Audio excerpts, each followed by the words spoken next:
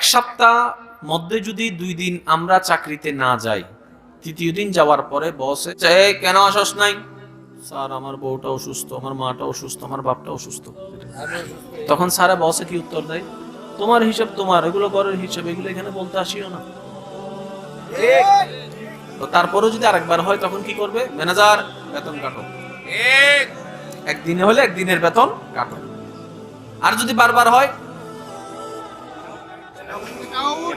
বাস এতটুকুর মধ্যে কি কারো কোনো দ্বিমত আছে? এখন বলেন তো, নামাজ কার হুকুম? আল্লাহ পাক হুকুম দিলেন, বান্দা নামাজটা পড়ো।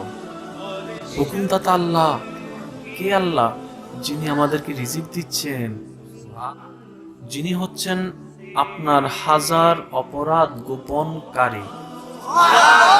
আপনি হাজার অপরাধ করা সত্ত্বেও যিনি আপনাকে এখনো পর্যন্ত পরিবার, সমাজে, সবার কাছে এখনো সম্মানী ভাবে রেখেছেন। কোন আল্লাহ?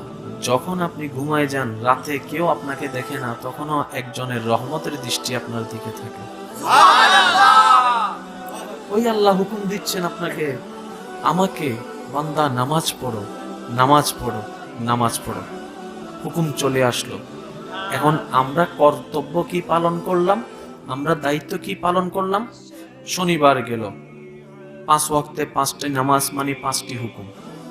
শনিবার নামাজ পড়লাম না, রবিবার নামাজ পড়লাম না, সোম, মঙ্গল, বুধ, বৃহস্পতি কাটাই দিলাম। যখন শুক্রবারে জুমার দিনটা আসলো, জুমার নামাজের আজানের ধ্বনি যখন ভেসে আসলো, আপনি আমি গোসল করে পবিত্র হয়ে কাপড় চোপড় পরতে লাগলাম। জিজ্ঞেস করলো একজনে, কোথায় যাচ্ছ? আমরা বললাম নামাজ পড়তে যাচ্ছি। কোথায়? বলে যে মসজিদে। মসজিদ কার ঘর? বলে যে আল্লাহর ঘর। নির্দ্বিধায়, নিঃসন্দেহে, নির্ভয়ে চলে গেলাম মসজিদের দিকে। দেখলাম আল্লাহর ঘরের দরজা খোলা, দরজার মধ্যে কোনো দারোয়ান দাঁড়ানো নাই। মসজিদের দরজাটা খোলা, দরজার মধ্যে কোনো দারোয়ান নাই। নিঃসন্দেহে ঢুকে গেলাম। ওই যে 2 রাকাত পড়তে গেলাম আর কি, 2 রাকাতটা পরে চলে আসলাম। আবার আপন জীবনের মধ্যে হারাই গেলাম, ব্যস্ততার মধ্যে ঢুকে গেলাম। হঠাৎ করে ওই বান্দার মনের মধ্যে চিন্তা আসলো, কিছুদিন আগে না আমার বস আমাকে 2 দিন না যাওয়ার কারণে কত রকমের বকা দিল। কিছুদিন আগেই তো আমার বস আমাকে 2 দিন চাকরিতে না যাওয়ার কারণে কত রকমের কথা শোনালো, আবার বেতনও কেটে ফেলছে। আবার বারবার করার কারণে চাকরি থেকে এক কোম্পানি তো বেরই করে দিয়েছে। কোন রহমানের বান্দা? কোন রহমানের বান্দা? সপ্তাহে 6টা দিন হুকুম পালন করলাম না, তাও আবার ডেলি 5 বার করে। 530টা হুকুম শুধু নামাজের মাধ্যমে অমান্য করলাম। মিথ্যা তো আছেই, সুদঘুষ তো আছেই। তারপরে ওই দরজার মধ্যে ফেরেশতা তো নাই, ইমাম সাহেবও বাধা দেয় নাই, মুয়াজ্জিনও বাধা দেয় নাই, আল্লাহর ঘরে তুই ঢুকতে পারবি না, শনি তুই আসিস নি, তুই আসিস। কেমন রহমানের বান্দা আমরা! শনি থেকে বৃহস্পতি যখন এই অমান্যটা করলাম, শুক্রবারে তাও 2 রাকাত পড়তে গেলাম তাড়াহুড়ার মধ্যে। মুয়াজ্জিন ইকামত দেওয়ার পরে ঢুকলাম, নামাজটা 2 রাকাত পড়ে সালাম ফিরে আবার চলে আসলাম। আগে পরে কিছুই পড়লাম না। ঘরে এসে যখন বললাম মা ভাত দাও, টেবিলের মধ্যে ভাত রেডি, তখন সে ভাতের দিকে তাকায় চিন্তা করলো, এই ভাত তো টাকার বিনিময়ে এসেছে, টাকাটা তো চাকরির মাধ্যমে এসেছে।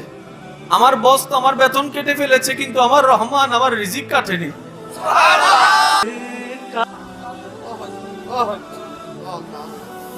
আমার রহমান আমার রিজিক কাটেনি, বরঞ্চ আমি যা পছন্দ করি আমার আল্লাহ সেগুলাই ব্যবস্থা করে দিয়েছে। আমরা বান্দাদের হোশ কখন হবে? এই মায়া মহব্বত আমরা কখন বুঝতে পারবো? এই মায়া মহব্বতের মমতাটা কখন টের পাবো? কখন আমাদের বিবেক জাগ্রত হবে? কখন আমাদের মধ্যে উপলব্ধি হবে? রিজিকের ব্যবস্থা করে দিলেন।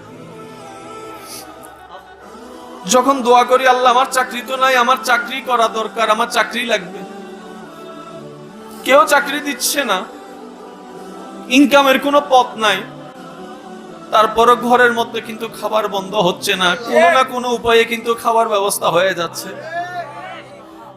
ফেরেশতা বলে, আল্লাহ শুধু 5 ওয়াক্ত নামাজের হুকুম অমান্য করার মাধ্যমে সে তোমার নাফরমানি করছে না, বরং তোমার জমিনে থেকে অক্সিজেনের নিয়ামতটা পর্যন্ত সেই নিঃশ্বাসের মাধ্যমে প্রতি সেকেন্ডে নিয়ে নিয়ে তোমার জমিনে থেকে তোমার নাফরমানি করছে।